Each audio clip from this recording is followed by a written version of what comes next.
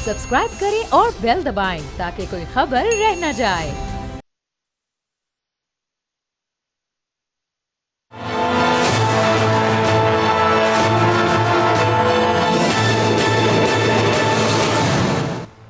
अस्सलाम वालेकुम, मैं हूं बाब जहांगीर। आप देख रहे हैं प्रोग्राम तज्जिया। आज से ठीक 3 रोज़ के बाद असम्बलियों की तहलील को 1 माह मुकम्मल हो जाएगा, लेकिन इस 1 माह के मुकम्मल होने के बाद भी हमें अभी तक इंतखाबात का कहीं कोई माहौल बनता नज़र नहीं आ रहा। चूँकि इलेक्शन कमीशन ने अभी तक जो डेट्स दी हैं वो उनमें अभी बहुत सारा वक्त है, वो भी कोई एक्चुअल डेट नहीं है। अभी तक उन्होंने कोई ऐसा शेड्यूल अनाउंस नहीं किया जिसके तहत ये कहा जा सके कि किस माह के किस हफ्ते में इलेक्शन होने जा रहे हैं। इस पर तमाम सियासी जमातों का मौक़िफ़ तो बड़ा वाज़ेह है, लेकिन अपने उस मौक़िफ़ पर अभी तक उनकी कोई अमली स्ट्रैटेजी नहीं सामने आई। और इस सिलसिले में अगर हम देखें तो वकील इस वक्त बाजी ले जा चुके हैं, जिन्होंने 9 सितंबर को पाकिस्तान बार काउंसिल के फोरम से हड़ताल का ऐलान किया है, और एक ऐसे वक्त में किया है कि जब आज निगरां वज़ीर आज़म अनवारुल्लाह काकड़ साहब ने भी ये गुफ्तगू की और उन्होंने कहा कि इलेक्शन के इनेकाद का कोई टाइम फ्रेम वो नहीं देख सकते, कोई महीना कोई हफ्ता अभी वो नहीं कन्फर्म कर सकते। और एक बार फिर उन्होंने बॉल इलेक्शन कमीशन की कोर्ट में डाली कि इलेक्शन कमीशन जो हमें फैसला करके डेट देगा हम उस पर अमल करेंगे। पाकिस्तान बार काउंसिल का इस पर मौक़िफ़ ये है कि आइन का आर्टिकल है 48,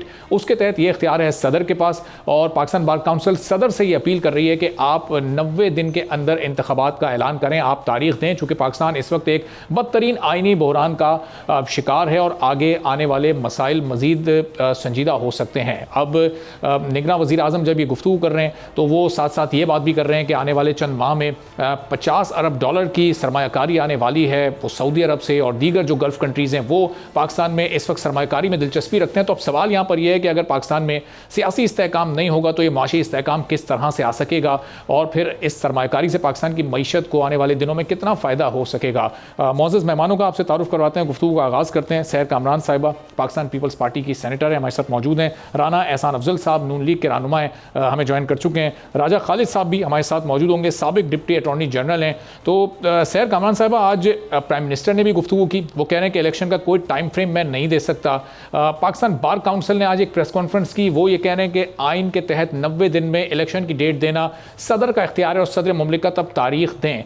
अब ये जो इस वक्त सियासी जमातें हैं, ये उनको आगे का क्या आप लोगों को इस वक्त एक माहौल नज़र आ रहा है? क्या आप आगे एक सियासी कशमकश में पाकिस्तान इस वक्त एक मुब्तला है, आइनी बहरान को आप मज़ीद संगीन होता देख रही हैं, या ये वकील कोई तब्दीली ला सकते हैं? देखिए, बात तो वाज़ेह है, ये बात अब हकीकत की तरह आया है कि निगरान हुकूमत के पास ना कैपेसिटी है, ना उनके पास वो एक स्टेटस है कि जो उनके साथ आवाम खड़े हैं, या वो मैंडेट है कि वो मसाइल को हल कर सकें। इसलिए हम देख रहे हैं दिन ब दिन सूरत हाल मुश्किल होती जा रही है, और इसका हम जितनी जल्दी इस बात को हम तस्लीम कर लें कि जो है वाहिद हल जो है वो इलेक्शन है और बर वक्त इलेक्शन है। आइन का एहतराम होना चाहिए, आइनी मुद्दत के अंदर इलेक्शन होने चाहिए। इलेक्शन कमीशन की एक ही जिम्मेदारी है, इलेक्शन कराना, इलेक्शन के लिए तैयार रहना। और मैं समझती हूँ कि जहाँ थोड़ी सी हिम्मत करके हल्का बंदियों की मुद्दत कम की है, अव्वल तो हल्का बंदियाँ जो है वो आइन के मुताबिक जो है लाजिम नहीं है, ठीक है ना। आइन की शेख 51 के 5 के हिसाब से जो है इलेक्शन जो है आइनी मुद्दत में कराना जरूरी है। तो अगर करना भी है तो मैं कहती हूँ रात भी काम करें, दिन भी काम करें, इनके काम वक्त पे खत्म करें और इलेक्शन की तारीख अनाउंस करें। ये वाहिद तरीका है मुल्क के अंदर स्टेबिलिटी का।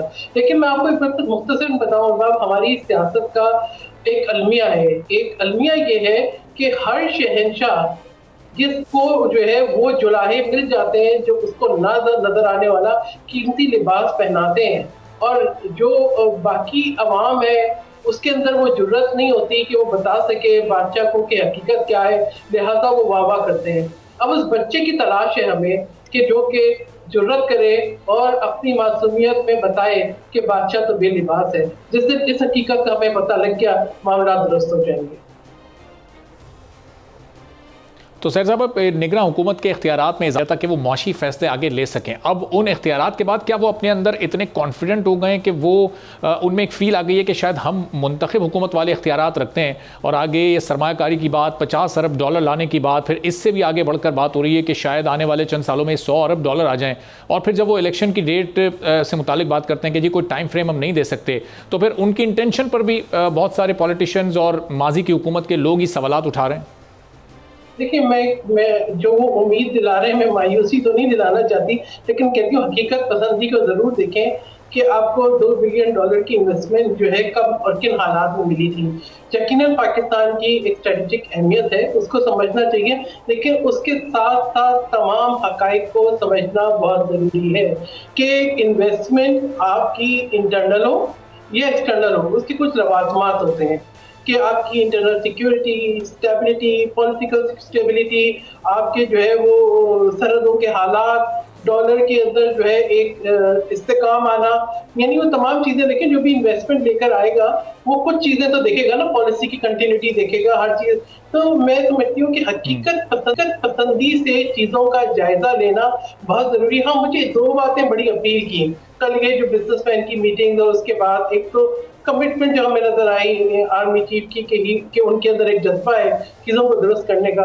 तो मैं कहूँगी कि 2 चीजें जरूर दुरुस्त करते हैं। एक जो बॉर्डर सर्विलेंस है, ये जो स्मगलिंग है जिसको उन्होंने रोकने का इंडिया दिया है, इसको रोके। यानी आपकी चीनी गायब हो रही है, आपके डॉलर गायब हो रहे हैं, कोई ऐसी तो चीज नहीं है कि पुड़िया में गायब हो गए। तो उस पर बॉर्डर सर्विलेंस हमें बेहतर करनी होगी। देखना पड़ेगा कि ये जो ऐसे जो अवामिल है जिनकी वजह से मुल्क की मईशत को और नुकसान पहुंचता है, आवाम के लिए मुश्किलात में इजाफा होता है, उसको जरूर देखें। दूसरी वापडा बिल्कुल जो है, जो बिजली की चोरी है, आज जो अजाब हमारे लिए बना हुआ है, हम बिजली के बिल नहीं दे सकते। मैं आपको बताऊं, मैं खुद बहुत परेशान हूँ कि इस महीने का बिल तो जैसे तैसे दिया है, अगले महीने का बिल कहाँ से देंगे? वो वसाइल नहीं है, वो वसाइल नहीं है कि इस तरीके से ये चीज जो है, इसके बहुत खतरनाक नताइज साबित होंगे। तो भाई वापडा के अंदर जो ड्यूटी है, जिनको आप फ्री यूनिट दे रहे हैं, जिनकी जो ड्यूटी है कि जिनको ड्यूटी है सही मीटर अब ये इस मामले पर तो आईएमएफ से ज़ाहिर है ये डिस्कशन चल रही है। अब देखते हैं कि आईएमएफ एग्री होता है नहीं होता, निगरान हुकूमत उनको मना पाती है नहीं मना पाती, इस पर आगे चलकर गुफ्तगू भी करेंगे। यहाँ पे मुझे 1 मिनट दें, आईएमएफ को क्यों देख रहे हैं? अंदरूनी मामला को क्यों नहीं दुरुस्त करते? बिजली की चोरी को क्यों नहीं रोकते? फ्री डिस्ट्रीब्यूशन को क्यों नहीं रोकते? ये क्या लोग ठीक है सर साहब, हाँ ये बिल्कुल, ये सवाल बिल्कुल निगरान हुकूमत से बनता भी है और ज़ाहिर है कि उन लोगों से अगर सवाल करने का मौका मिला तो ज़रूर करेंगे। आपकी तरफ मैं वापस भी आऊँगा। राना एहसान साहब, अब ये प्राइम मिनिस्टर जो बात कर रहे हैं कि इलेक्शन की कोई टाइम फ्रेम, कोई डेट अभी हम नहीं दे सकते, तो अब इसका मतलब कि वो लंबी चौड़ी प्लानिंग के साथ वो बैठे हुए हैं, सरमाकारी की भी वो बात कर रहे हैं, तो इसका क्रेडिट भी फिर ज़ाहिर है अगर निगरान हुकूमत के दौर में सरमाकारी आना शुरू हो गई तो ये क्रेडिट भी फिर इन्हीं को जाएगा, फिर ये मुंतखब हुकूमतें तो इस क्रेडिट से महरूम हो जाएंगी। ये पूरी सिचुएशन अगले 2-3 माह में आप किस तरफ जाती देख रहे हैं? बिस्मिल्लाहिर्रहमानिर्रहीम। देखें, SIFC तो जो है वो PDM हुकूमत ने बनाई और उसके अंदर जो काविशें, जो डायरेक्शन सेट की, वो भी PDM हुकूमत ने सेट की।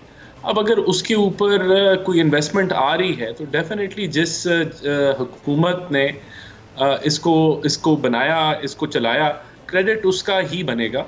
और डेफिनेटली अगर जो ये केयर टेकर जो प्राइम मिनिस्टर हैं वो आगे लेके जाते हैं तो उनको भी क्रेडिट मिलना चाहिए कि वो इस मामले को आगे लेके गए। लेकिन उनका जो बुनियादी फ़र्ज़ है वो इलेक्शन कराना है।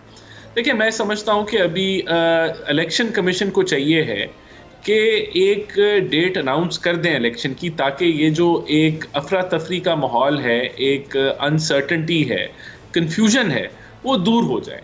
अगर मिसाल के तौर पे वो समझते हैं कि नवंबर 30 को वो डीलिमिटेशन को मुकम्मल कर लेंगे तो उसके 54 दिन बाद 60 दिन के अंदर अंदर वो कोई डेट अनाउंस कर दें, ताकि कम से कम ये जो एक कन्फ्यूजन चल रही है कि 90 दिन उसके बियॉन्ड आइन, वो सारी चीज़ें सेटल हो जाएंगी। लोगों को पता होगा कि इस डेट पे इलेक्शन होने जा रहा है और अगर कोई उनकी तैयारी में कमी पेशी बनती है, कोई उनको दोबारा रिवाइज करने की ज़रूरत पड़ती है डेट, तो 4-5 दिन ऊपर नीचे वो कर सकते हैं। कोई इससे ज़्यादा की तो ज़रूरत नहीं बनेगी मेरे ख्याल से। ये इससे होगा ये कि चीज़ें सेटल होना शुरू हो जाएंगी। तो मैं समझता हूँ कि अगर केयर टेकर सेटअप जो है वो डेट अनाउंस नहीं कर पा रहा, और डेफिनेटली उनका काम नहीं है कि वो डेट अनाउंस करे, तो कम से कम इलेक्शन कमीशन को चाहिए है कि वो इस कंफ्यूजन को दूर कर दें। जहाँ तक ये निज़ाम केयर टेकर कहाँ लेके जा रहा है, देखें अभी तक तो मुझे नहीं लगता कि ये कोई ऐसा कोई ख़तरा है कि ये कोई लंबा अरसा चलेगा। अगर मिसाल के तौर पे डीलिमिटेशन पे हम पहुँच जाते हैं और तब तक भी डेट मुकम्मल हो जाती है डीलिमिटेशन और तब तक भी डेट अनाउंस नहीं होती, फिर मैं समझता हूं कि एक खतरे की घंटी होगी कि ये क्यों नहीं ऐसा डेट अनाउंस हो रही और क्यों नहीं हम इलेक्शंस की तरफ जा रहे। लेकिन उस वक्त से पहले पहले तो मैं समझता हूं ये क्या है। आपकी जमात के वफ्द ने भी मुलाकात की इलेक्शन कमीशन से, दीगर तमाम सियासी जमातों ने भी मुलाकात की है, तो ये वाला नुक्ता वहां पर रखा गया, उनको बताया गया कि जब आपने डीलिमिटेशन को 15 दिन पीछे कर लिया तो फिर अब आप इलेक्शन की भी एक चाहे इनिशियल डेट ही आप अनाउंस कर दें, बता दें कि जनवरी के फला हफ्ते में होंगे या फरवरी के इब्तिदा में होंगे, कम से कम इतना इशारा तो वो दे ही सकते हैं। देखिए मेरा नहीं ख्याल कि वहाँ ये इस तरह इस तर्ज पे बात हुई, लेकिन मैं अभी मेरी ये राय है कि अगर इलेक्शन कमीशन एक प्रिलिमिनरी डेट अनाउंस कर दे तो उससे ये पूरा एक कंफ्यूजन ख़त्म हो जाती है। तो मेरी अगर उनको कोई राय होगी या मशवरा होगी तो वो यही होगी कि आप जो भी डेट है वो अनाउंस कर दें, फिर अगर फाइनल उसके करीब पहुंचते हुए 2-4 दिन ऊपर नीचे होना हुआ वो कोई बड़ी बात नहीं है, लेकिन पूरी मुल्क को एक डायरेक्शन मिल जाएगी, एक सर्टेनिटी आ जाएगी कि हम जनवरी में इलेक्शंस में जा रहे हैं। सही।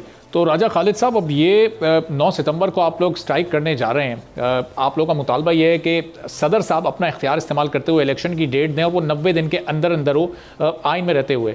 तो पाकिस्तान बार काउंसिल अब ये करने जा रही है हड़ताल इस पर, तो ये ज़रा कानूनी तौर पर वजाहत कीजिएगा। कानून साजी के बाद तो ये इख्तियार इलेक्शन कमीशन का है और निगरान हुकूमत भी ये कहती है कि इलेक्शन कमीशन जो डेट देगी हम उस पर इंतखाबात करा देंगे, तो फिर सदर साहब से ये वकील क्यों मुतालबा करने जा रहे हैं इलेक्शन की डेट देने का? देखें, मेरी गुजारिश ये है कि ये प्रीरोगेटिव बन जाता है इलेक्शन कमिश्नर का। Chief election commissioner of Pakistan ने डेट अनाउंस करनी है जब सेंसिस हो जाए, जब न्यू डेटा सामने आ जाए, नई मरदमशुमारी होगी, तो फिर सेक्शन 17(2) के तहत जो इलेक्शन एक्ट की मुतलका सेक्शन है, न्यू डेटा के बाद फिर डीलिमिटेशंस होंगी, हल्का बंदियाँ, वोटर्स की फहरिस्तें तैयार करना, ऑब्जेक्शन, दिस एंड दैट, ये सारा जो प्रोसेस है वो मुकम्मल होने के बाद इलेक्शन होते हैं। अब इलेक्शन कमीशन को चाहिए कि वो कोई डेट दे दे ताकि जो एक इबहाम है, कन्फ्यूजन है, जो एक लोग तजब्जुब का शिकार हैं, इससे कम से कम बाहर निकलें। तो एक डेट दे दें कि जी हम फ़लाँ टाइम तक ये सारा प्रोसेस मुकम्मल करने के बाद इलेक्शन करवा देंगे। बाकी जो 90 डेज़ की बात है तो वो तो उस वक्त थी कि जब असम्बली डिज़ोल्व हुई, pre mature with in 90 days election होने चाहिए, लेकिन साथ ये है कि जब न्यू सेंसिस वो नोटिफाई हो जाए, उसे पब्लिक कर दिया जाए, उसे पब्लिश कर दिया जाए, तो उसके बाद फिर इलेक्शन नई मरदमशुमारी के बाद ही हो सकते हैं, अदरवाइज़ पॉसिबल नहीं। ये सारा मैंडेट इलेक्शन कमीशन को हासिल है, ये प्रीरोगेटिव इलेक्शन कमीशन का है कि वो कब की डेट देते हैं, लेकिन इतनी भी इनऑर्डिनेट डिले नहीं होना चाहिए कि लोग इस निज़ाम से जो पहले ही काफ़ी। लेकिन राजा खालिद साहब, ये आज ये पाकिस्तान बार काउंसिल ने जो प्रेस कॉन्फ्रेंस की है और उसमें उन्होंने जो डिमांड की है प्रेसिडेंट ऑफ पाकिस्तान से कि आप इलेक्शन की डेट अनाउंस करें और आइन का आर्टिकल 48 आपको ये इख्तियार देता है, तो फिर वो किस तरह से, फिर ये तो एक आप समझें कि क्लैश हो रहा है ना ये कानून और आइन का। जी बिल्कुल सही, आप बिल्कुल सही फरमाते हैं। जो आर्टिकल 48 का 5 है वो 90 डेज़ की बात करता है, लेकिन उसे पढ़ा जाएगा फिर इलेक्शन एक्ट के तहत। देखें, जो हमारा कॉन्स्टिट्यूशन है ना, जो भी कॉन्स्टिट्यूशन होता है, जितने लॉज बनाए जाते हैं, all laws should be made in accordance with the constitution. Constitution is like a trunk of the tree and other laws are the branches of that tree. अब ब्रांच ये नहीं हो सकता कि ट्रंक अगर आम का है तो उसके साथ ब्रांचेस के साथ अमरूद लगे हुए हों, उसी के मुताबिक ही होगा। इन अकॉर्डेंस विद कॉन्स्टिट्यूशन ही ये कानून बनाया गया और कहीं पे इसे चैलेंज नहीं किया गया कि ये कॉन्स्टिट्यूशन के मैंडेट के ख़िलाफ़ या कॉन्स्टिट्यूशन की जो एक एक्सप्रेस प्रोविजन है उसके ख़िलाफ़ है। तो मैं समझता हूँ कि इलेक्शन कमीशन को करना चाहिए। सदर का मैंडेट मेरी ज़ाती राय में सदर के पास अब ये इख्तियार नहीं है। सदर से इख्तियार जा चुका है। इसमें मेरी ही नहीं बल्कि पाकिस्तान के बहुत सारे सीनियर लॉयर्स, उनकी राय आप इस पे सुन चुके हैं। चंद दिन पहले इरफान कादर साहब और मैं इकट्ठे थे एक प्रोग्राम में, उनकी भी राय यही थी और मेरी बड़ी मुस्तहकम इस पे राय है, बड़ी मजबूत राय है और कंसिडर्ड ओपिनियन है कि ये इलेक्शन कमीशन का इख्तियार है अब, यानी सेंसिस के बाद, चूँकि सेंसिस नोटिफाई हो गई अच्छा, अब तो नई हल्का राजा साहब बंदी एक नुकता और क्लियर कर दीजिएगा इस सिलसिले में कि अगर आने वाले 1-2 रोज़ में या इसी हफ्ते में सदर मुमलिकत इलेक्शन की कोई डेट दे देते हैं और वो 90 दिन के अंदर ही होती है, तो उनकी दी हुई डेट की फिर कानूनी तौर पर कोई हैसियत नहीं होगी। मैं समझता हूँ कि वो उनके हाथों से मामला जा चुका है, वो नहीं कर सकते। ऐसे नहीं हो सकता कि उन्हीं पुरानी हल्का बंदियों के बुनियाद पे इलेक्शंस हों, चूँकि नई मरदमशुमारी हो गई और डिजिटल ये सेंसस हुआ तो उसके मुताबिक ही इलेक्शन होने, नहीं तो वो हज़ारों नहीं बल्कि लाखों लोग वोट देने से महरूम रह जाएंगे। और इन हल्का बंदियों के हवाले से आपको पता है कि पाकिस्तान भर में शिकायत हैं, बहुत सारी कंप्लेंट्स आइंदा भी आएंगी। तो नए सेंसस के मुताबिक इलेक्शन होने चाहिए। सदर साहब को डेट देने का कोई इख्तियार नहीं। It is not the prerogative of the president, rather it is the power of the election commissioner, chief election commissioner.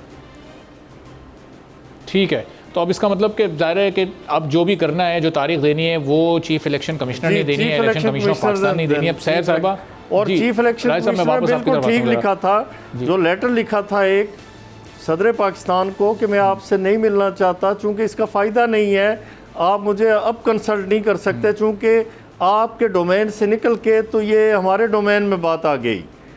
तो वो मैं समझता हूँ कि दुरुस्त फैसला था उनका, लेकिन उनको डेट आनी चाहिए ताकि तो कन्फ्यूजन से हम निकल सकें। जी राय साहब, बिल्कुल आप ये जी बिल्कुल आप सही कह रहे हैं कि सैर साहब एक डेट अनाउंस होनी चाहिए, चूंकि तमाम सियासी जमातों ने अपनी अपनी जो तजावीज़ दी हैं, उन्होंने तो 90 दिन की ही बात की है। अब आखिर इलेक्शन कमीशन की ऐसी क्या मजबूरी है कि ये प्रोसेस जब 15 दिन पीछे हो गया तो इसको मजीद 15-20 दिन और पीछे करके 31 दिसंबर से पहले इलेक्शन का पूरा शेड्यूल, पूरी डेट अनाउंस करने में आखिर कबाहत क्या है, कहाँ रुकावट पेश आ रही है? पीपल्स पार्टी ने तो उन्हें ऑफर भी की थी कि आप सूबाई अमले को ले लें और उनको भी साथ अपने ऑन बोर्ड रखें, उनसे भी आप काम लें और दिन रात एक करके काम करें। देखिए बात ये है, इलेक्शन कमीशन इतने रिलैक्स मोड में क्यों है? रिलैक्स मोड में तो नहीं होना चाहिए। यानी आप ये सीसीआई की मीटिंग भी हो गई, फिर उन्होंने इंतजार किया, 10-12 दिन गुजारे, फिर उसके बाद ये कहा कि हल्का बंदियों का शेड्यूल आया, वो बड़ा रिलैक्स शेड्यूल है।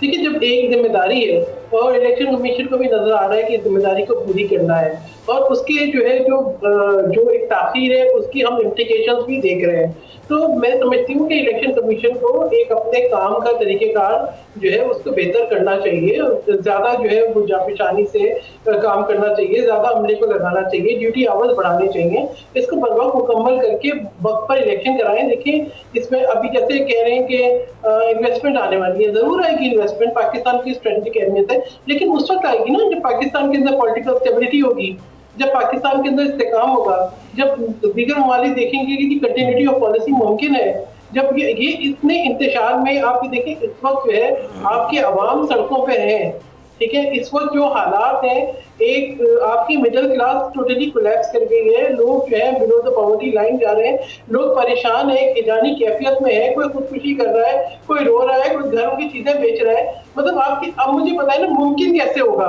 यानी शायद इसको इग्नोर करते हैं, कैसे इग्नोर करते हैं?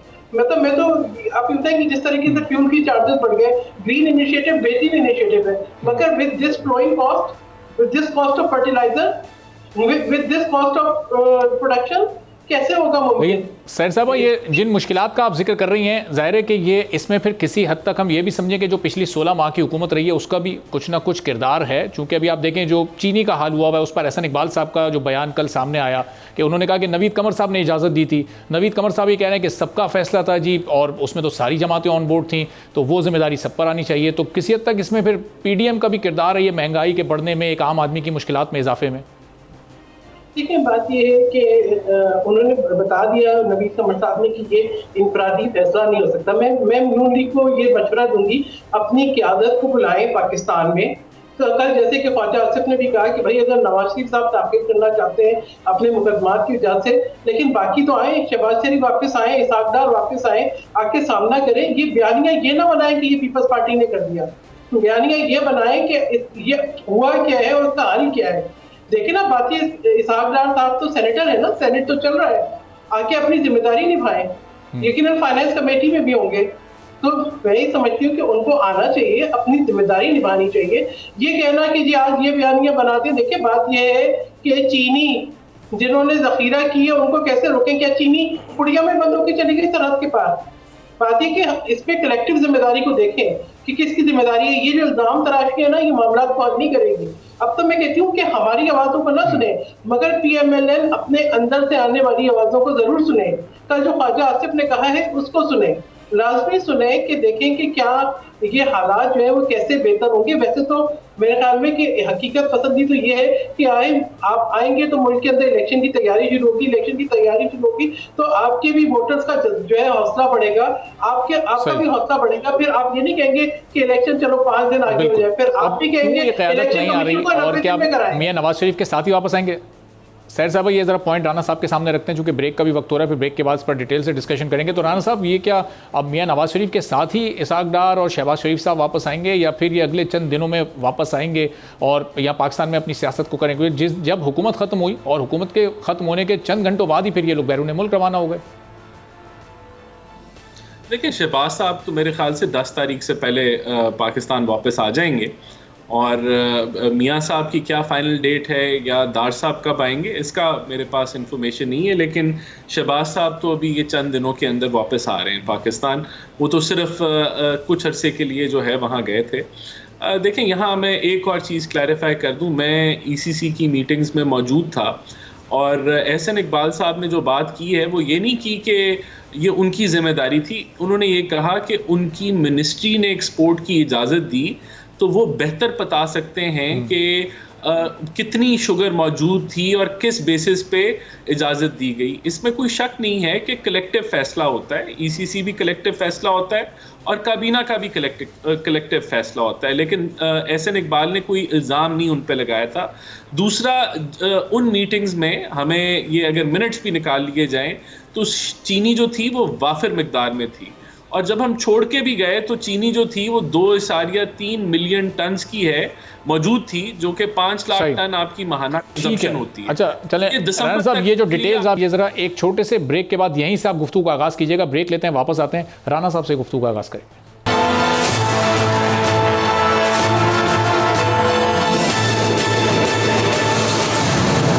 प्रोग्राम में एक बार फिर आपको खुशामदीद कहते हैं। सैर कामरान साहब, राजा खालिद साहब, राना एहसान साहब हमारे साथ मौजूद हैं। राना एहसान साहब, ब्रेक से पहले आप गुफ्तगू कर रहे थे कि जब आपकी हुकूमत गई तो चीनी की वाफिर मिकदार उस वक्त मौजूद थी, लेकिन ज़ाहिर है मिनिस्ट्री ने ये फैसला किया कि इसको एक्सपोर्ट करना है। अब कितनी मिकदार में करना है ये फैसले में बड़ा वाजे होगा, तो वो क्या कैलकुलेशन में मिस्टेक हो गई? उनको इस वक्त इल्म नहीं था कि हम ज़रूरत से ज़्यादा एक्सपोर्ट कर देंगे तो मुल्क में बहरान पैदा हो जाएगा, कीमत डबल हो जाएगी, डबल से भी ज़्यादा बढ़ जाएगी? नहीं, देखें, मैं यही आपको कह रहा हूँ कि चीनी शॉर्ट नहीं है पाकिस्तान में। चीनी वाफिर तादाद में आज भी मौजूद है। ये डे टू डे मैनेजमेंट है कि वहाँ अभी जो मिडल मैन हैं या जो मुनाफाखोर हैं या जो होर्डिंग करते हैं उनके ऊपर कार्रवाई की ज़रूरत है। चीनी का फुकदान इस मुल्क में नहीं है, दिसंबर तक नहीं है। अगर आप नहीं भी इंपोर्ट करेंगे तो तब भी चीनी वाफिर मिकदार में है, लेकिन अगर आप जो ये होल्डर्स हैं उनके खिलाफ एक्शन नहीं करेंगे तो फिर जाहिर सी बात है वो मुनाफाखोरी जो है वो की जा रही है मिडल मैन से। तो चीनी तो वो बन के बिक भी चुकी है सस्ती जो है, और वो लोगों के गोदामों में पड़ी होगी। अब ये तो सूबाई हुकूमतों का काम है कि इसके ऊपर चेक एंड बैलेंस रखें। लेकिन मैं आपको ये वसूख से बता रहा हूँ कि उस वक्त जब हमने ये फैसला किया वो तो 1 मिलियन टन की डिमांड थी कि एक्सपोर्ट की इजाज़त दे दे, फिर 5 लाख पे आ गए, हमने 1 लाख टन की इजाज़त दी, फिर उसको 1.5 लाख इजाफी कर दिया, और उस वक्त चीनी की कीमतें नहीं बढ़ी। ये तो बाद में अभी जाके जब ये होर्डिंग हो रही है, ये उसका मसला है। चीनी की मिकदार जो अहदाफ आ रहे हैं वो दिसंबर तक वाफिर है, और तब तक नया सीजन आ जाएगा क्रशिंग का, और फिर वो उसमें ऐड ऑन हो जाएगी। तो मैं समझता हूँ कि ये केयर टेकर सेटअप इस वक्त उसकी जिम्मेदारी है कि वो होर्डिंग के ऊपर जो है कार्रवाई करे। और ये इसमें, और दूसरी चीज़, अगर किसी की गलती है तो वो जुडिशरी की है कि जिसने इनको स्टे ऑर्डर दे दिया कि हुकूमत जो है वो प्राइस कंट्रोल जो है वो नहीं कर पाएगी। तो यहाँ जहाँ हुकूमत काविश कर रही होती है चीज़ों को मैनेज करने के लिए, वहाँ ये लोग जो है जाते हैं अदालतों में, वहाँ से स्टे ऑर्डर ले आते हैं। तो ये भी एक फैक्टर है। तो मैं समझता हूँ इसकी वजह से बहरान है। चीनी शॉर्ट नहीं है, दिसंबर तक इस मुल्क में शॉर्ट नहीं है। ठीक है, अब चलें जुडिशरी का आपने जिक्र किया, तो आज ये नैब तरमीम केस का फैसला भी महफूज हुआ और चीफ जस्टिस साहब ने बड़े दिलचस्प उस पर रिमार्क्स दिए हैं कि बड़ा स्वीट सा ये फैसला आएगा और उनके रिटायरमेंट से पहले यानी 16 सितंबर से पहले ये फैसला आ जाएगा। तो राजा खालिद साहब, क्या एक्सपेक्टेशन है आपको? ये ज़ाहिर है कि फ़ैसला क्या एक बार फिर नैब को उनके वो इख्तियारात जो कि कम कर दिए गए थे वो मिलने जा रहे हैं, क्या लग रहा है आपको? देखिए अरबाब साहब, ये फैसला नविश्ता दीवार है। वो पहले ही इंदिया दे चुके हैं कि इस तरह के मैं फ़ैसले करके जाना चाहता हूं ताकि मुझे कोई शर्मिंदगी ना हो। असल में प्रॉब्लम ये है और बहुत ही अफसोसनाक है, हमने ये जो पार्लियामेंट्री फॉर्म ऑफ गवर्नमेंट है ये बारो किया था कहाँ से कि इंग्लैंड से, और इंग्लैंड के लिए कहा जाता है कि they are the mother of the parliamentary democracy. और वो उनके एक ज्यूरिस्ट थे, उन्होंने कहा था कि British parliament can do each and everything except to make a man woman and woman a man, कि ब्रिटिश पार्लियामेंट सब कुछ कर सकती है सिवाय इसके कि मर्द का औरत और औरत का मर्द नहीं बना सकती। उसका मकसद ये था कहने का कि ये वो कर सकती है which is naturally possible to it. मतलब ये सारी बात करने का ये है कि जो पार्लियामेंट के अख्तियारात हैं उनमें इंटरफेरेंस नहीं की जा सकती। जुडिशरी का कोई, जुडिशरी तो पार्लियामेंट की क्रिएशन होती है, यानी ये सारे अदारे जितने भी हैं वो पार्लियामेंट के किसी एक्ट, किसी एनेक्टमेंट के नतीजे में वो तश्कील में पाते हैं। लेकिन यहाँ पे चीफ साहब ने तो ये तक कर दिया था कि एक जो इंटेंडेड लेजिस्लेशन थी, जो प्रोपोज लेजिस्लेशन थी, जो पेंडिंग लेजिस्लेशन थी, जो लेजिस्लेशन इन प्रोग्रेस थी, वो प्रोसीजर एंड प्रैक्टिस एक्ट आपको याद होगा अच्छी तरह से, उसको स्टे कर दिया था। यानी पार्लियामेंट के हाथ बांध दिए कि आपने कानून साजी नहीं करनी, ये नहीं कर सकते थे, उनके डोमेन में नहीं था। लेकिन राजा साहब, क्या बैकडेट में जाकर किसी भी एक्ट को इम्प्लीमेंट किया जा सकता है? जिस तरह के आज रिमार्क्स भी सामने आए कि माजी में जाकर इसका इतलाक क्यों किया जा रहा है, फिर वो माजी के जो भी मुजरिम हैं जिन पर चीजें साबित हो चुकी हैं वो आएंगे और वो कहेंगे मेरी सजा भी खत्म हो गई और मेरे पैसे वापस करो। देखें दो बातें होती हैं, किसी कानून का इफ़ेक्ट देखा जाता है कि वो कब से उसकी इन्फोर्समेंट होती है।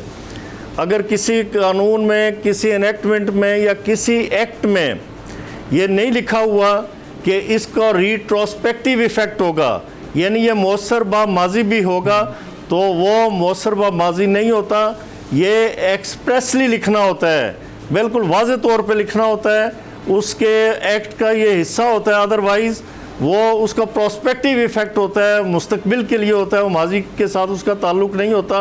और ये भी पार्लियामेंट का प्रीरोगेटिव है। चीफ जस्टिस साहब बहुत अच्छी तरह से जानते हैं कि ये इस पे सुप्रीम कोर्ट बार बार कह चुकी है कि mala fide can not be attributed to the legislature. अब एक जज साहब वहाँ पे फाजिल जज हैं, सीनियर जज हैं, मेरे ख्याल में आप दूसरे तीसरे नंबर पे होंगे थोड़े अरसे के बाद, वो बार बार कह रहे हैं कि एक तरफ वो लोग हैं जो 22 करोड़ का जिन्हें मैंडेट हासिल है, उस मैंडेट को 17 जजेस बैठ के दफन कर दें, तो ये फितरत के भी ख़िलाफ़ है, ये डेमोक्रेटिक नॉर्म्स के ख़िलाफ़ है, और जुडिशल जो नॉर्म्स हैं, एथिक्स हैं, उसके भी ख़िलाफ़ है। लेकिन यहाँ मैं समझता हूँ कि पार्लियामेंट के अख्तियारात को इन चीफ साहब के दौर में अफसोस के साथ कह रहा हूँ कि बार बार सलब किया गया। जिस तरह के 63 आर्टिकल था कॉन्स्टिट्यूशन ऑफ पाकिस्तान का, उसे रीराइट कर दिया गया कि मुनरिफ अराकीन के वोट काउंट नहीं हो सकते। अगर मुनरिफ अराकीन के वोट काउंट नहीं होंगे तो वोट डालेंगे क्यों? सिर्फ डिसीट होने के लिए? पनिशमेंट तो उसकी मौजूद है कि जब आप किसी दूसरे को पार्टी डायरेक्शन, जो आपकी पार्लियामेंट्री पार्टी का लीडर है, उसकी डायरेक्शन के खिलाफ वोट डालते हैं या एब्सटेन करते हैं, यानी उसकी डायरेक्शन के अगेंस्ट चलते हैं, तो आपका वोट काउंट नहीं किया जाएगा, तो फिर आप डिसीट होंगे। तो जब आपका वोट भी काउंट नहीं होगा, आप डिसीट होने के लिए इतनी तो कोई, ये मैडम बैठी हैं, सेनेटर हैं, इतना तो कोई अहमक नहीं हो सकता कि मैं सीट खाली करने के लिए जाके वहाँ पे ठप्पा लगाए जिसका फ़ायदा कुछ ना हो और वो उसका वोट भी काउंट ना हो सके। उस हद तक कॉन्स्टिट्यूशन बिल्कुल वाज़ेह था, उसे रीराइट किया गया। और मेरी बात आज याद रखिए कि वो फैसला भी रिव्यू होगा, जी। लेकिन रिव्यू नहीं हो रहा। दूसरी जो इम्पोर्टेंट बात है कि क्या वो 50,000 शहरी जो पाकिस्तान के हैं जिनके 50,000 से ज़ायद केसेस पेंडिंग है सुप्रीम कोर्ट में, उनका कोई इस्तेकाक नहीं कि उनके केसेस सुने जाएं।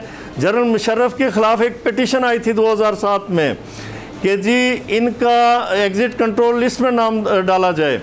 जनरल साहब के नाम डालते डालते वो तो बात गई आई, लेकिन वो फोत हो गए तो कल या परसों 2-3 दिन पहले वो पिटीशन लगी। हमारी हालत तो ये है एक तरफ, यानी दोनों पहलू अगर आप देखें, लेकिन कुछ केसेस में ख़ास इंटरेस्ट लेके तो एक ख़ास दिलचस्पी के साथ उन्हें डिस्पोज ऑफ किया जा रहा है। राजा साहब सही कह रहे हैं कि ज़ाहिर इस्लाहात की ज़रूरत तो इस वक्त पाकिस्तान के हर इदारे में ही है। अब सैर साहबा जब इस तरह की कानून साजी की जाती है, ज़ाहिर अपोजिशन जमातें ऑन बोर्ड नहीं होती, फिर बाद में वो उसी कानून साजी को लेकर अदालत का दरवाज़ा खटखटाती हैं, कभी फैसले उनके हक़ में कभी खिलाफ भी आते हैं। तो ये आप नहीं समझती कि पाकिस्तान में ऐसा सियासी कल्चर डेवलप हो कि जब ये कानून साजी हो तो पूरी पार्लियामेंट जिसमें अपोजिशन भी शामिल हो वो भी ऑन बोर्ड हो, ताकि फिर बाद में इस तरह के मसाइल न दरपेश हों? देखिए, मैं समझती हूँ कि ये बहुत अहम मुद्दा है कि यानी आपने पार्लियामेंटेरियंस को उस जुर्म की सजा दे दी जिस जुर्म की उनको इजाजत नहीं दी। यानी आर्टिकल 63 में तो कॉन्स्टिट्यूशन ऐसे ही रीराइट हुआ ना। मैं तो ये बात नहीं करूंगी, मैं एक बहुत अहम बात करूंगी। मैं कहूंगी आप तारीखी फैसला करना चाहते हैं चीफ जस्टिस साहब, एक तारीखी फैसला करें। कल जो है सुमैया आसिम जो कि मुलव्विस है उस मासूम बच्ची जो है रिजवाना पे जबर पे जुल्म में जो जिंदगी और मौत की कशमकश में है, उसको बेल हो गई। उनके जो है शौहर साहब जो कि को मुजरिम है, को एक्यूज है, उन्होंने वो एक जो है वो सिविल जज है, वो अदालत के सामने पेश नहीं हुए।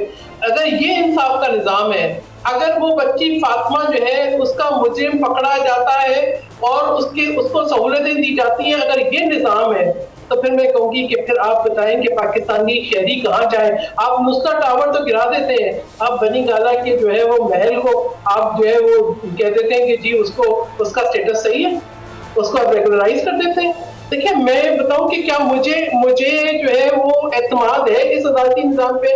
मैं कल से अब तक ये सोच रही हूँ कि ये कौन सा इंसाफ है कि आपके सामने वो बच्ची है, उसको जाके सब मिलते हैं, सब देखते हैं, सब हमदर्दी करते हैं और उसके बाद लेकिन वो जो खातून लेकिन साहिर साहब इसमें प्रोसिक्यूशन की भी तो खामियां है ना। इसमें तो फिर पुलिस का जो इदारा है वो भी फिर उतना ही जिम्मेदार है, चूंकि बहुत सारे सबूत, बहुत सारे शवाहिद इस तरह से ज़ाहिर कर दिए जाते हैं कि वो सही तौर पर अदालत पहुंच ही नहीं पाते, गवाहों को तहफ़्फ़ुज़ नहीं फराहम किया जाता। तो ये तो फिर पुलिस के इदारे में भी बड़ी इस्लाहत लाने की ज़रूरत है।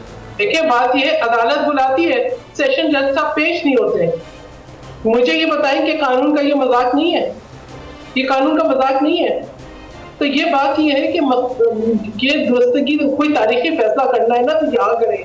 सुओ मोटो लेना है फातिमा पे लें, वहां पे सुओ मोटो लें। हम की याद रखेंगे कि जी बंदियाल साहब आपने जाते जाते एक ऐसा काम किया कि आपका नाम पाकिस्तान की तारीख में रहेगा। वो वाले फैसले ना हो कि जी आप बोले कि जी इनको रिलीज भी करो, बेल भी दो, गेस्ट हाउस में भी ठहराओ, मुलाकातियों से भी मिलवाओ, खाने भी खिलाओ, and good to see you. ये नहीं है, ये नहीं चाहिए इंसाफ। इंसाफ वो चाहिए कि जो इंसाफ होता है वो दिखाई दे। इस वक्त तो नए तरमीम के सबसे बड़े बेनिफिशरी जो है इस वक्त वो तहरीक इंसाफ के चेयरमैन है, जिनको 90 दिन का रिमांड नहीं मिला, जिन्होंने वो उस तरह की सफरिंग उनको नहीं हुई। उनको तो बताया जाता है कि जो है वो देसी चिकन का खाना खिलाते हैं, बाकी पता नहीं क्या क्या सहूलतें दी है। कि आप ही बताएं कि आसिफ अली जरदारी साहब को ईद की नमाज पढ़ने नहीं दी थी, घर का खाना मुयस्सर नहीं था, और जो है अब इंसुलिन रखने के लिए रेफ्रिजरेटर नहीं था, ठीक है, बच्चों को मिलने की इजाजत नहीं थी। और यहाँ तो कवरेज करते हैं ना आप, जो है वो बच्चों से मिलने की इजाजत नहीं थी। फरियाद तारिकुल साहिबा को ईद की रात जो है जेल कवानीन के खिलाफ जो शिफ्ट कर दिया था, जो है वो जेल के अंदर हॉस्पिटल से। मैं एक और बात करूंगी, मैं कहीं आप कह रहे हैं कि कुछ फैसलों की बेनिफिशियरी, एक मिनट मैं एक रिलीफ का मुतालबा करूंगी, एक रिलीफ जरूर दें। तहरीक इंसाफ के चेयरमैन को एक टेप रिकॉर्डर दें जिसमें उनकी वो तकरीर जो है रिकॉर्ड की भी हो, तो बार बार सुनाई दी जाए कि मैं जेल से एसी निकाल लूंगा, पंखे उतार लूंगा, सहूलतें नहीं दूंगा, घर का खाना नहीं दूंगा। वो तमाम चीजें रिकॉर्ड करके कि तैयबा गुल को जो है कैसे होस्टेज बनाया गया, नैब चेयरमैन को कैसे ब्लैकमेल किया गया, वो सुनवाएं उनको। ये एक रिलीफ जरूर दें उनको, उस टेप रिकॉर्डर की सहूलत जरूर दें। ठीक आपका आ गया। अब ज़रा एक ब्रेक के बाद जब वापस आएंगे तो राना एहसान साहब के सामने फिर मैं ये सवाल रखूंगा कि उसी पार्टी के सदर के साथ ये क्या हो रहा है कि परवेज़ इलाही साहब को अदालती रिलीफ मिलता है, उनकी रिहाई के ऑर्डर्स होते हैं, वो बाहर निकलते हैं और फिर गिरफ्तार कर लिए जाते हैं। 2 दिन वाला सीन आज एक बार फिर रिपीट हुआ। इस पर बात करेंगे एक ब्रेक के बाद।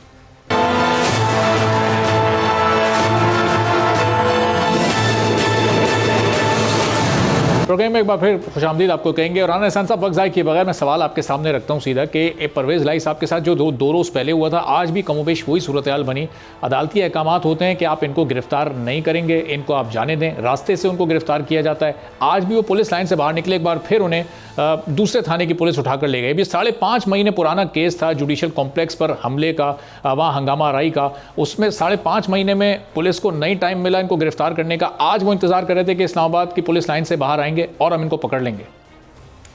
नहीं, मेरा तो इधर एक और सवाल बनता है, क्या जो अदालती जो सपोर्ट या एक एक्स्ट्रा ऑर्डिनरी जिस तरीके से अदालतें चल रही हैं, क्या ये फैसिलिटी हर पाकिस्तानी जिसको गिरफ्तार किया गया है या जिस पे चंद 1-2 केसेस बने हैं उसको अवेलेबल है?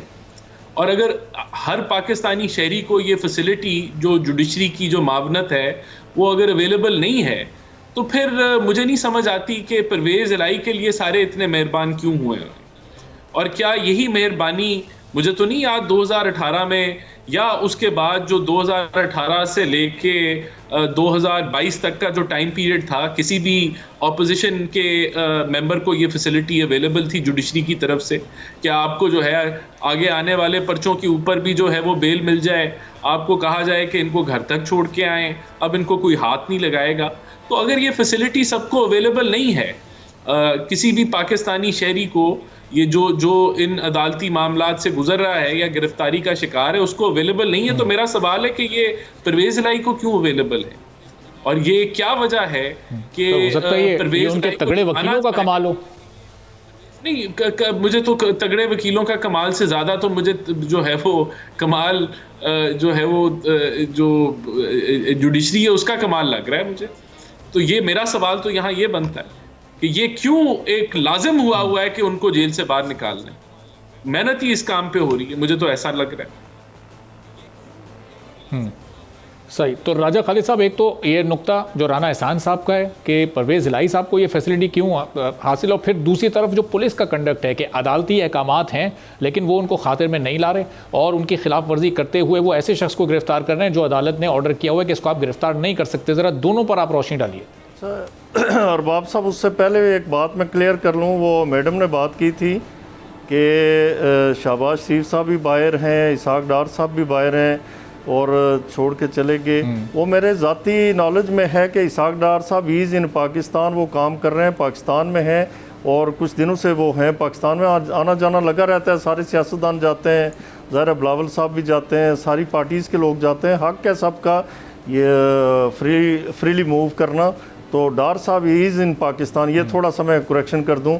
तो एक बात तो ये हो गई, राइट नाउ पाकिस्तान में वो भी आप हमने कहा था, ये ख्वाजा आसिफ साहब ने, मैंने उनकी बात रिपीट की है। ख्वाजा आसिफ साहब को नहीं, वो आगे थे, पाकिस्तान आगे थे, शायद पुरानी बात होगी लेकिन जी हाँ, बस वैसे एक वो कन्फ्यूजन, चूँकि मेरा रब्ता आज भी उनसे बात हुई है, ही इज़ इन पाकिस्तान, ठीक हो गया। तो नहीं मिले शायद वो जी, उनको बता देते कल ख्वाजा आसिफ साहब ने कहा था। ख्वाजा आसिफ साहब को वो पता नहीं फिर मैं उसका क्या कहूँ, लेकिन वो पाकिस्तान में मेरी अभी आज भी बात हुई है उनसे, पाकिस्तान में। तो चलेंगे, एक तो ये क्लैरिटी। अब मैं आता हूँ आपके सवाल तो राजा साहब, अनाउंस नहीं है कि मतलब छुपा के आए कि अनाउंस नहीं है कि ख्वाजा आसिफ साहब को नहीं पता, राना एहसान साहब को नहीं पता, लेकिन आपके इल्म में नहीं। अनाउंस क्या, उन्होंने वो चंद दिन पहले गए थे, फिर वापस आ गए। जलसा जुलूस तो होना नहीं था कि एयरपोर्ट पे लाखों लोग चले जाएं, कोई इस तरह की बात, वो तो इस तरह की बात नहीं। निजी दौरे पे गए या जैसे भी गए, बहरहाल ही इस दिन पाकिस्तान चले, वो बात हो गई। मैं उसे वैसे क्लियर करना चाहता था, बिल्कुल, मेरे आगे नोटिस में था आपको, ताकि वो मैं अप्राइज कर सकूं। दूसरी जो बात आप कर रहे हैं परवेज़ इलाही साहब के लिए, ये बिल्कुल राना साहब ने ठीक फरमाया कि मुझे समझ नहीं आती कि बाज़ लोगों के साथ वो अदलिया का लाड इस हद तक क्यों चला जाता है कि उन्हें घर छोड़ के आएँ। ये इन्हें आप फलां अपने रूम में रखना है, खाना इन्हें ऐसा देना है, इनके साथ 10 बंदे गपशप करें और रात को इनके इस तरह से ख्याल रखना, फलां करना, पूरा मेन्यू भी दें और उनके लिए उनकी कंफर्ट का हर तरह से ख्याल करें। ये होना चाहिए, लेकिन ये सब का होना चाहिए, सब के लिए होना चाहिए, क्योंकि article 25 of the constitution of Pakistan ये बड़ी सराहत के साथ कहता है कि every citizen is equal in the eyes of law. ये नहीं कि गुड टू सी यू और wish you all the best in future, इस तरह की बातें, ये डिस्क्रिमिनेशन होती है। अब पुलिस के कंडक्ट पे भी राजा साहब, पुलिस के कंडक्ट की जहाँ तक बात है, पुलिस के कंडक्ट की बात जहाँ तक देखें, इस्लामाबाद की पुलिस जाके पंजाब पुलिस से अगर उन्हें कोई मुलज़म मतलूब है तो वो वहाँ से उसे गिरफ़्तार कर सकती है। कानून ये कहता है अगर किसी एक केस में बेल हो गई तो वो जाके प्रॉपर कोर्स ऑफ लॉ वो अडॉप्ट करके तो उसे गिरफ़्तारी उसकी डाल सकती है।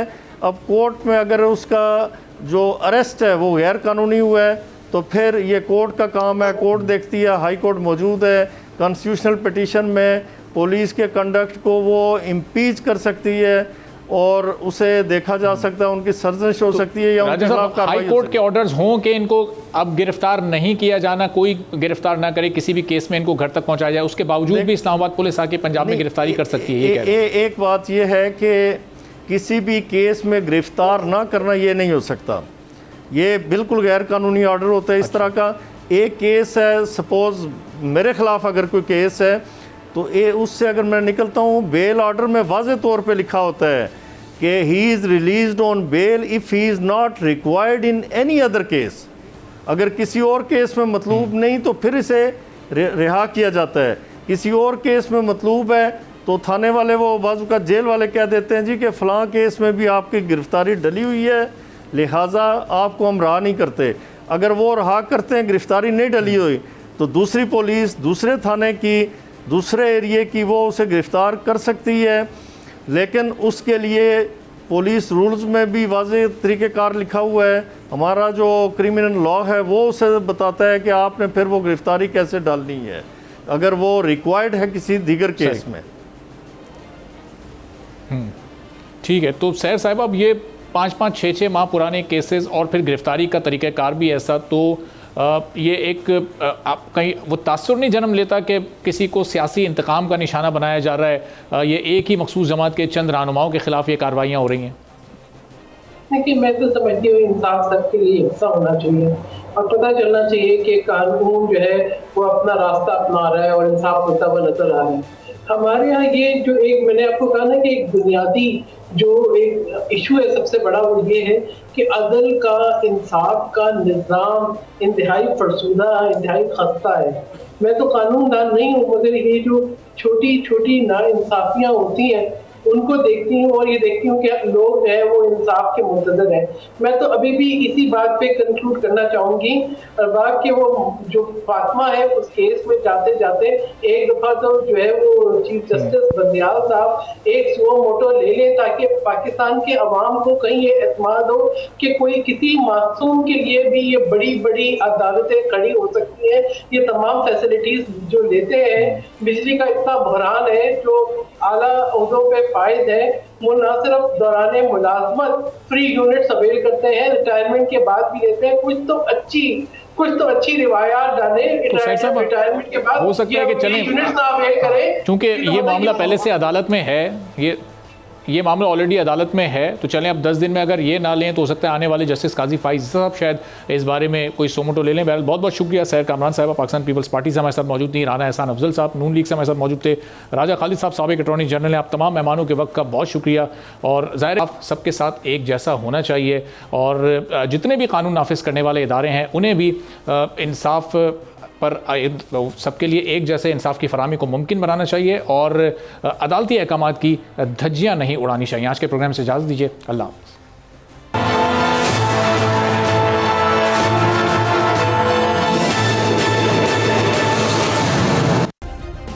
सब्सक्राइब करें और बेल दबाएं ताकि कोई खबर रह न जाए।